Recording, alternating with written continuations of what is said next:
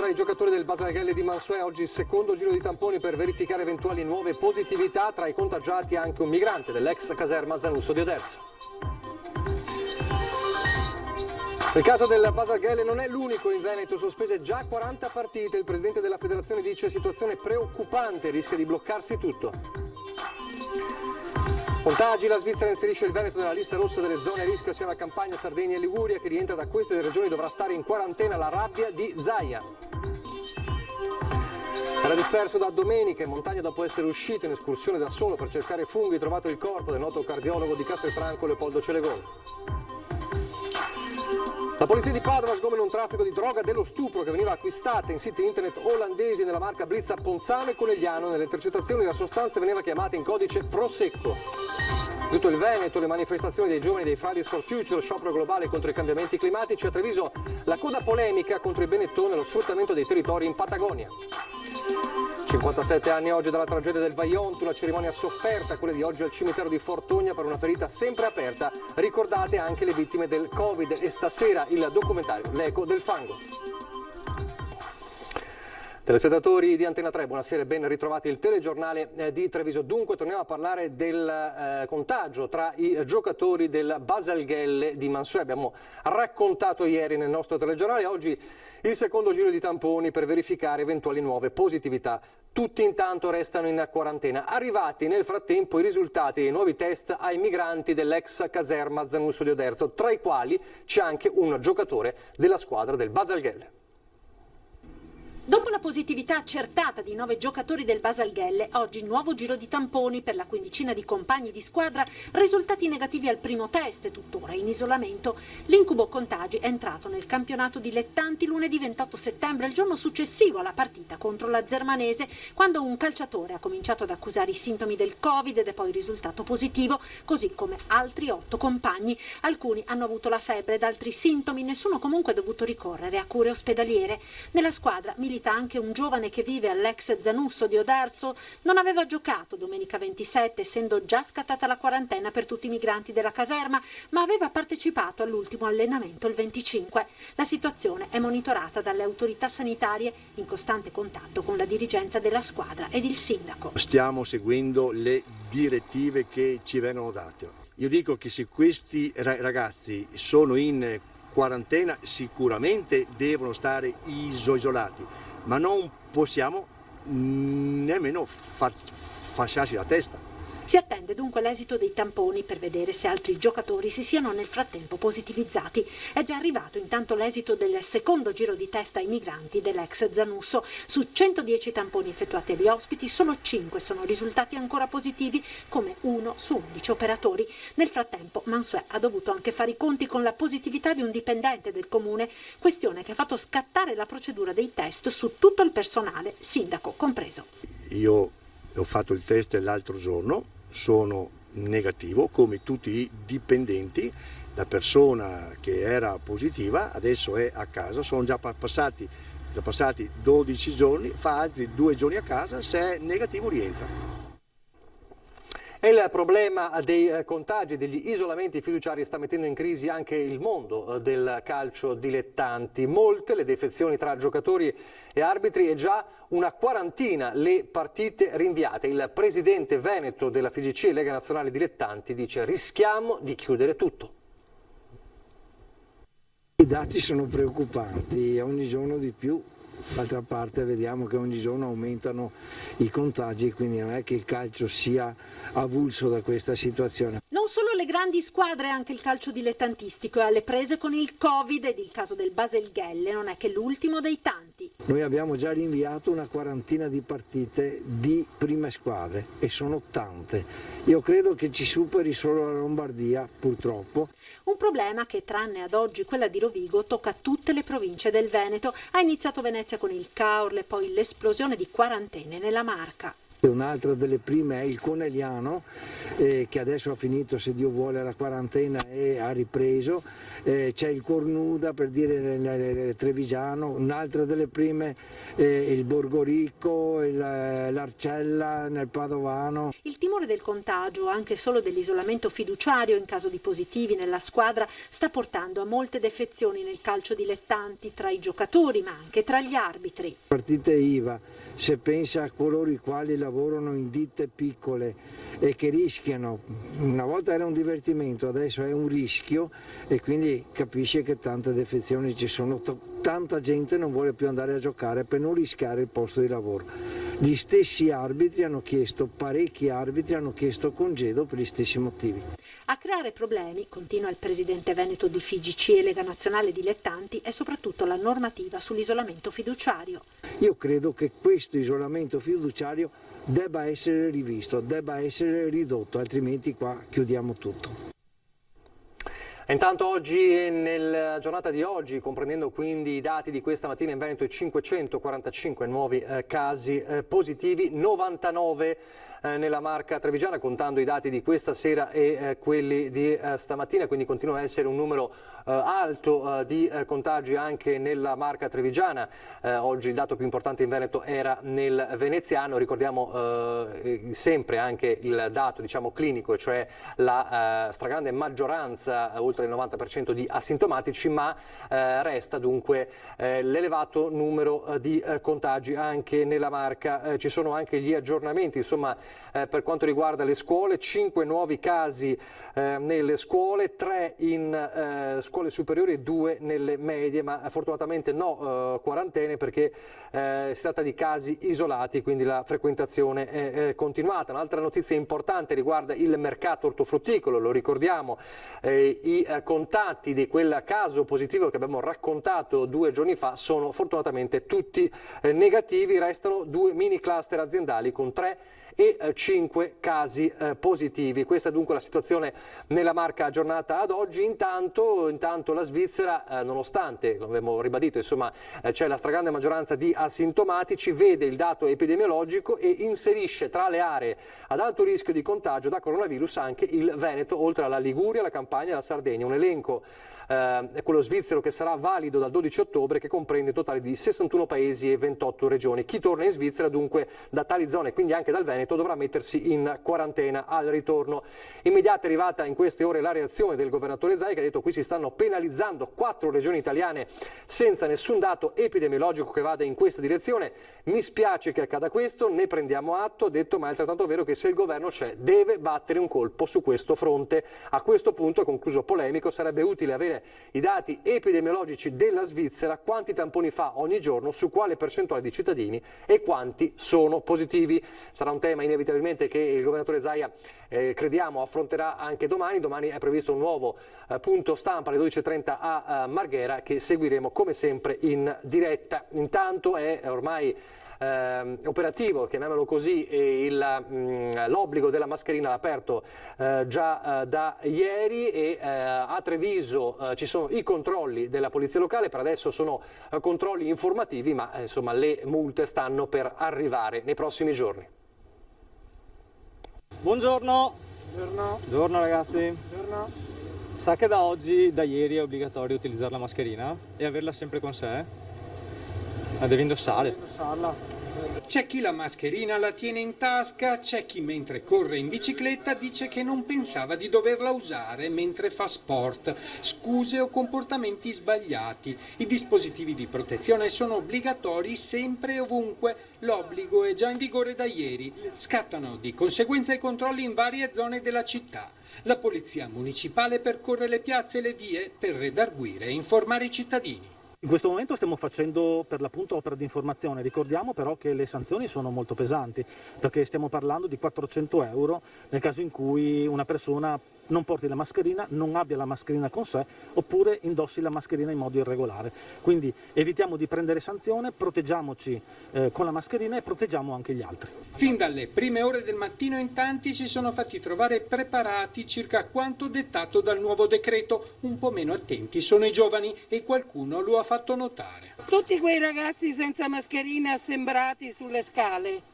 riprendeteli. Vediamo ancora purtroppo molti ragazzi che ancora non rispettano le norme, faremo opere di informazione soprattutto con loro, magari coinvolgendo anche le scuole. Gli agenti infine si spostano sotto la loggia dei Cavalieri, dove è stato segnalato un altro assembramento di giovani. Sotto la loggia di Cavalieri c'è una movida e là e ora dico, io devo seguire le regole perché va bene, le seguo. E loro là se ne sbattono, proprio se ne sbattono altamente. E ora? Arriva l'inverno e tutti dovremo fare la nostra parte. Sarà la consapevolezza che tutti noi insieme dobbiamo imparare ad essere protagonisti della nostra salute, a fare la differenza questo inverno. Anche i giovani lo sanno. Non avete paura? No. Cioè sì, però... Sottovalutate? Sì. È una cosa giusta, infatti ora comunque fuori insomma aumentano gli assembramenti e tutto, quindi insomma è giusto così. Lasciamo il Covid, adesso la cronaca e l'epilogo tragico delle ricerche di questi giorni del noto cardiologo di Castelfranco Leopoldo Celegon. Finalmente l'abbiamo trovato per i familiari e quindi ci stringiamo a loro e diamo un abbraccio alla famiglia. È stato il torrente a restituire il corpo di Leopoldo Celegon, cardiologo in pensione, amato e apprezzato come professionista in tutto il Veneto.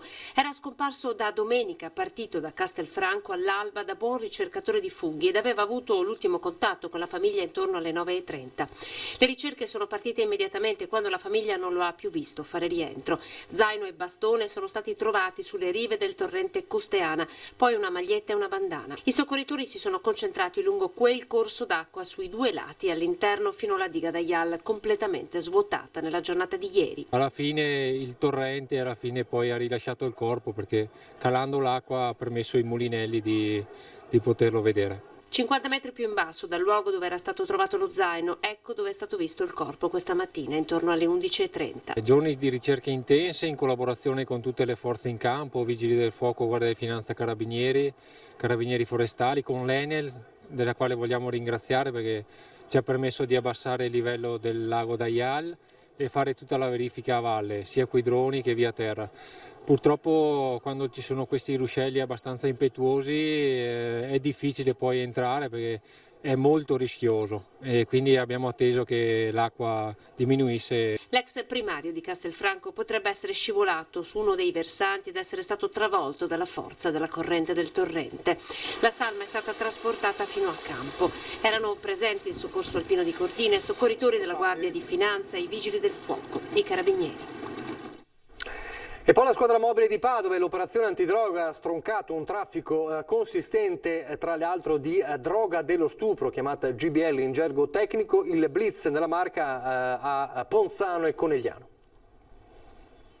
Nelle intercettazioni la chiamavano Prosecco, in realtà i litri ordinati su internet non erano quelli del tipico vino bianco frizzante, ma GBL, conosciuta come la droga dello stupro. Arrivava in Veneto dall'Olanda e ufficialmente gli ordinativi servivano per il restauro di mobili antichi. Una pratica questa che nei Paesi Bassi è legale. 9 persone sono state indagate dalla squadra mobile di Padova che in quasi 2 anni ha ricostruito il traffico fiorente che coinvolgeva anche le province di Treviso e Venezia e Vicenza.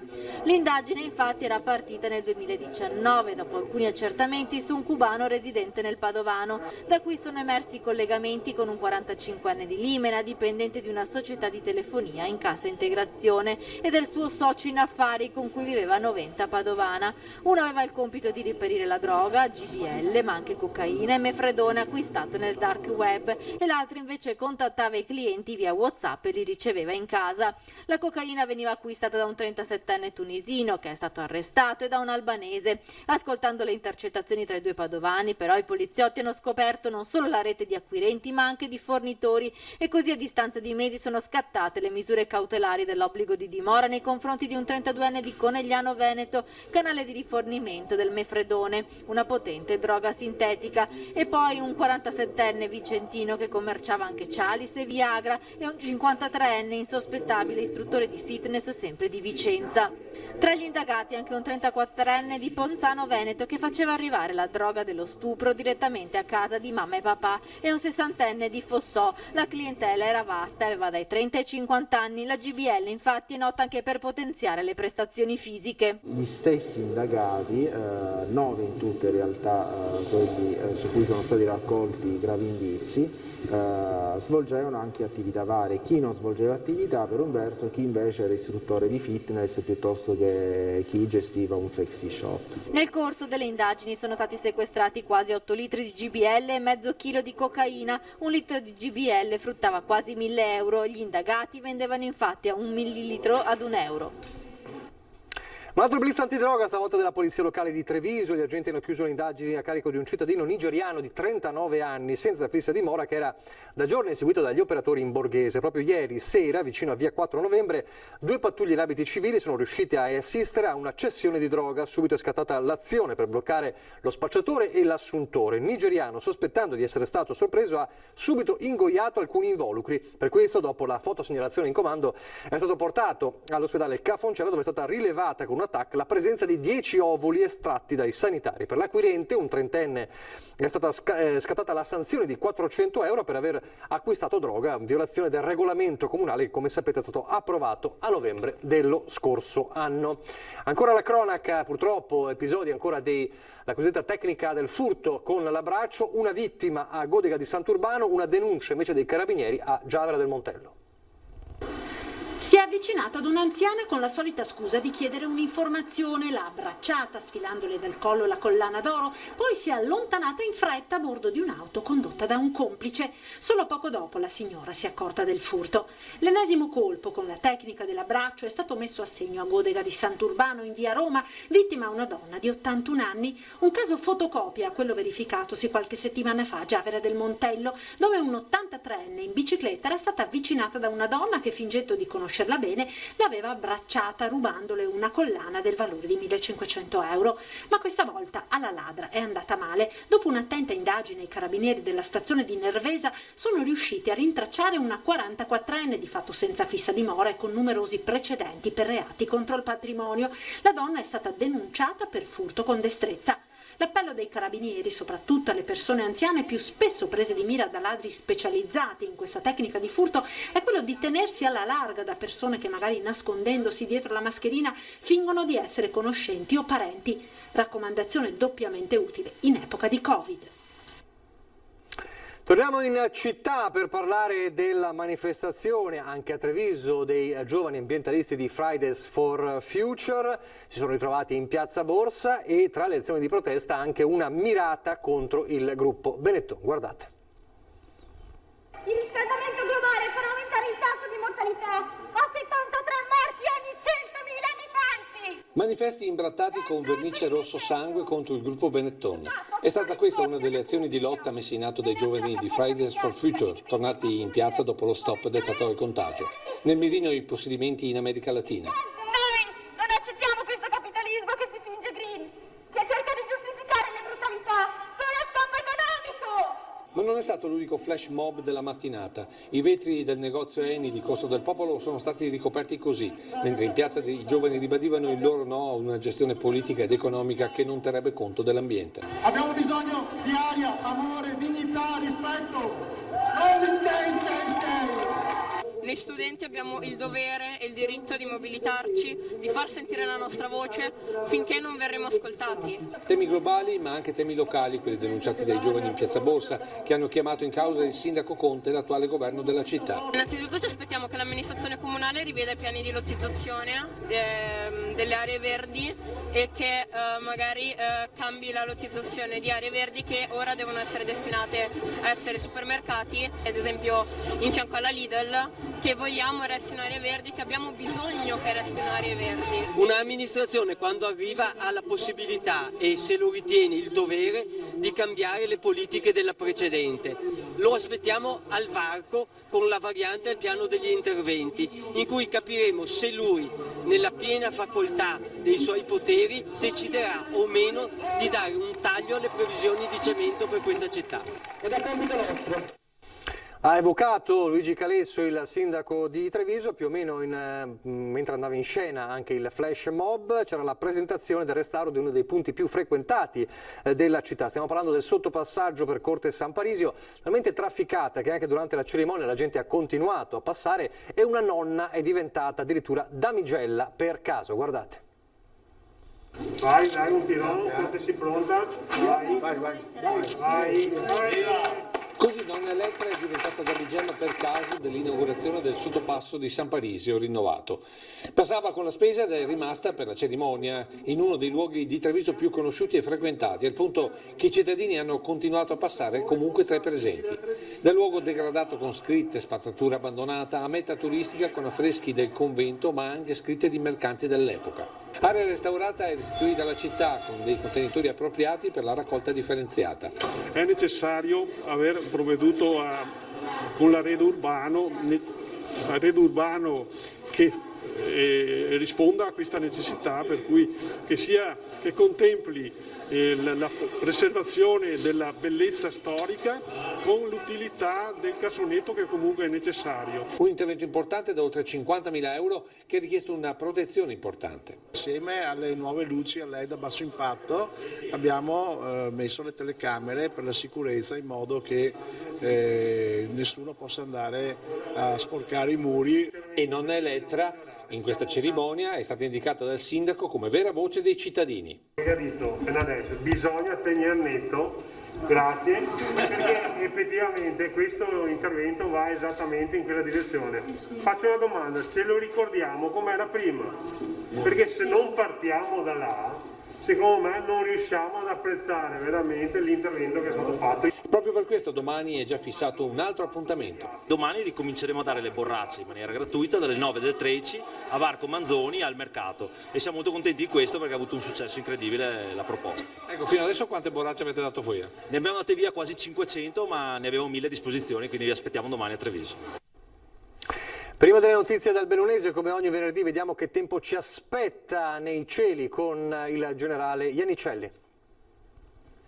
In questi giorni, ultimi giorni, abbiamo usufruito di un fenomeno particolarmente piacevole, un fenomeno meteorologico che è il FEN, un vento di ricaduta dalle Alpi. Gli effetti sono stati evidenti, una temperatura intanto che si è innalzata anche di diversi gradi e soprattutto una visibilità straordinaria. Questo per effetto della scarsissima umidità nell'atmosfera. È una situazione che dura ancora qualche ora e poi cambia tutto, purtroppo si avvicinerà a un sistema perturbato. Più in dettaglio prevediamo su tutte le nostre zone. Per domani ancora cielo in prevalenza sereno e una stratificazione nelle prime ore ma nulla più. Dalla serata un aumento della copertura, si avvicina al sistema perturbato che darà poi effetti per tutta domenica con piogge anche abbastanza diffuse e localmente anche abbastanza copiose.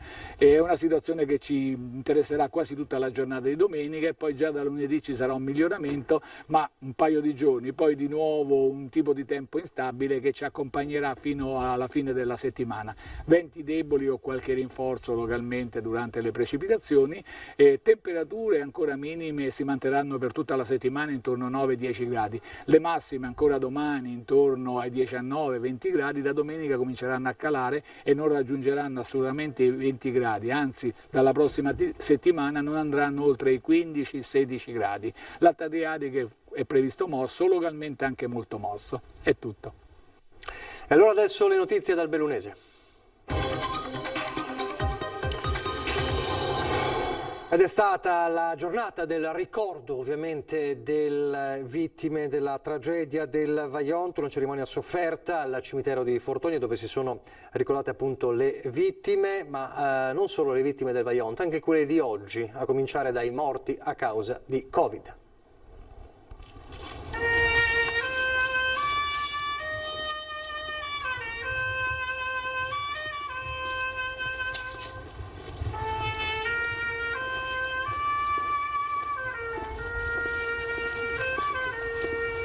Lei oggi chi ricorda? Mio papà. Mio papà è una zia con il marito e 2 figli che avevano un garone.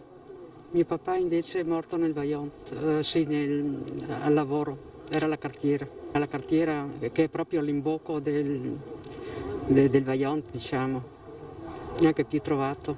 Come si sopravvive a questo pesante fardello? Si sopravvive anche perché ho avuto la fortuna di avere una mamma forte, ci ha aiutato tantissimo. E che posso dire? Io credo che grazie a lei abbiamo superato, benché è stata dura anche per lei. I miei genitori e 4 fratelli. Si sono ricostruite le case, sì. Ma i cuori, le anime? I cuori, è sempre stata una cosa brutta. Frammenti di vita che scorrono come lacrime e che il tempo non ha asciugato. Impossibile non lasciarsi trasportare dai ricordi tra le centinaia di cippi bianchi del cimitero di Fortonia per il 57° anniversario del disastro del Vajont. E c'è una sottile linea rossa che collega le lacrime di ieri a quelle di oggi. Quest'anno c'è questa comunanza che comunque ci lega con questa pandemia, questo coronavirus che ci ha colpito, e penso che sia doveroso accomunare 2 storie che sicuramente hanno genesi diverse ma hanno provocato e stanno provocando ancora tanto dolore. Tra le corone d'alloro e i tributi delle massime autorità, tra cui il capo della protezione civile Angelo Borrelli, c'è spazio sia per la disillusione che per la speranza. 57 anni dopo cosa resta? 57 anni dopo resta che intanto le autorità non hanno imparato nulla da quella tragedia. Ecco. E purtroppo ogni anno siamo sempre meno che veniamo a onorare i nostri defunti. Oddio, per noi è sempre una giornata di lutto, però mi tocca dire che mia figlia è nata il 9 ottobre, per cui c'è anche la speranza, insomma. Voci di sopravvissuti come quella di Renato Migotti, presidente dell'associazione Vajont, il futuro della memoria, oggi ospite nella nostra diretta. Ascoltiamo un passaggio del suo intervento.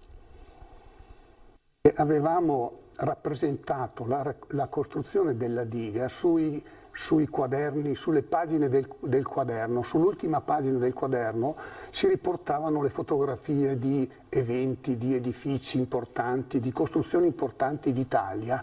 Ecco, sul nostro quaderno c'era rappresentata la diga più alta, a doppio arco più alto del mondo. Quindi il nostro maestro ci diceva che vivevamo in un luogo che era importantissimo a livello internazionale. Dovevamo essere orgogliosi di questa costruzione. Nessuno aveva mai parlato di pericolosità.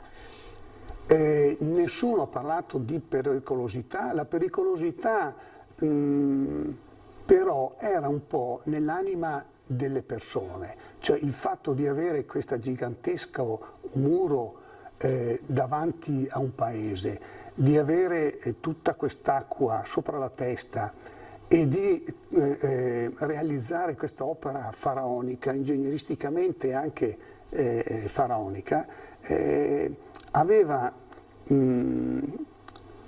creato dello stupore, no? E direi aveva creato anche dell'insicurezza. Noi ragazzi naturalmente questa insicurezza non la percepivamo, però i nostri genitori sì. E allora stasera alle 21:15, ve lo ricordo, vi riproporremo L'Eco del Fango, il documentario realizzato da Ferdinando Avarini, il nostro vice direttore, e Fabio Verin, drammatico e toccante racconto attraverso testimonianze, ricostruzioni e ricordi di un evento che nessuno può e vuole dimenticare. 21:15 di questa sera. Oggi è stato però anche il giorno a Belluno della inaugurazione del nuovo comando provinciale dei Vigili del Fuoco.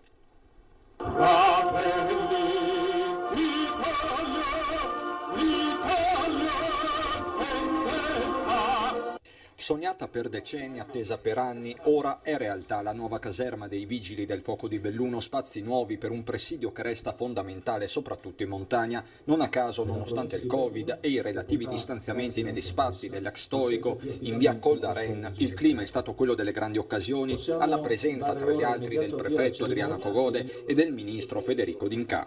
È un bel risultato per tutti, la collaborazione istituzionale ha funzionato, ora gli ultimi ritocchi li facciamo nei prossimi giorni e poi finalmente potremo partire a sprombattuto. Nel giorno della ricorrenza del Vajont a sottolineare il traguardo è anche il capo nazionale del corpo. Siamo riusciti dopo un periodo lungo, è vero, ma ad avere una caserma, una sede di servizio, come dovrebbe dirsi, degna di questo nome, degna di questa comunità che da sola si merita molto di più di quanto non ha avuto finora. Fatta la caserma, resta da trovare il comandante, una partita che non ha mancato nei mesi scorsi di sollevare polemiche, e lo stesso Dattilo a rassicurare sulla tempistica. E noi ci auguriamo entro l'anno di avere la nomina, di individuare un comandante anch'egli, come dire, all'altezza della complessità di questa provincia. E la caserma è destinata a diventare una vera e propria cittadella della sicurezza per l'intero bellunese. Qui si sta lavorando anche per fare la nuova sala operativa della protezione civile provinciale, grazie a un contributo di privati, dei sindacati, di Confindustria, insomma delle categorie, quindi un passaggio importante anche questo, quindi diventerà veramente la cittadella della sicurezza. È tutto, vi lascio al meteo, vi ricordo 21:15 l'eco del fango sul Vajont, domani 12:30 il punto stampa del governatore Zaia che seguiremo come sempre in diretta. Arrivederci.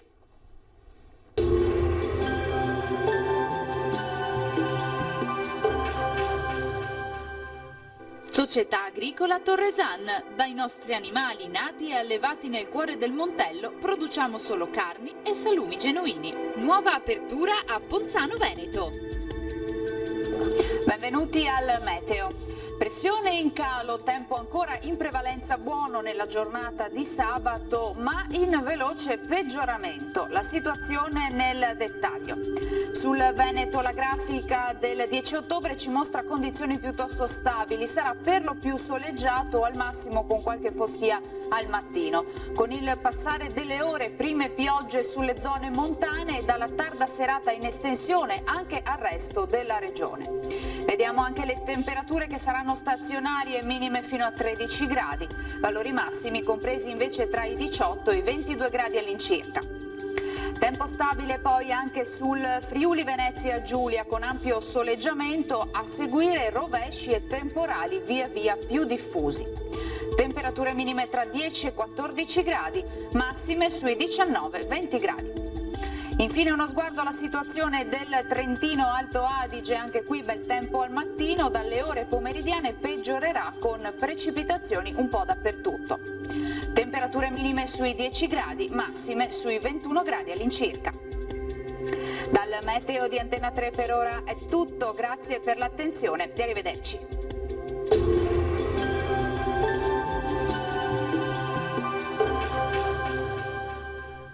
Società Agricola Torresan. Dai nostri animali nati e allevati nel cuore del Montello produciamo solo carni e salumi genuini. Nuova apertura a Ponzano Veneto.